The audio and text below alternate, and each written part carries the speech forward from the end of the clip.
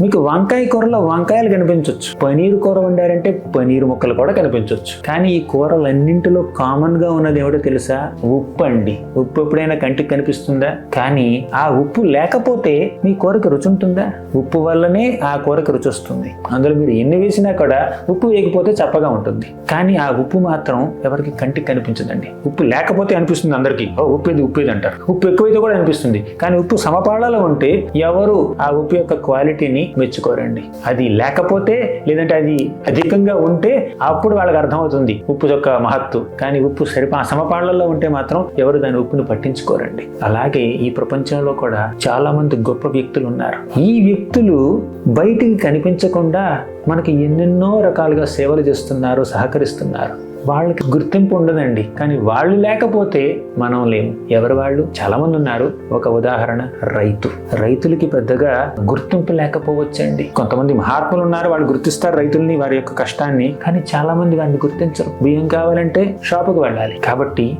ఈ సంఘంలో, ఈ సమాజంలో ఉన్నటువంటి గొప్ప గొప్ప వ్యక్తుల్ని మనం గుర్తిద్దాం.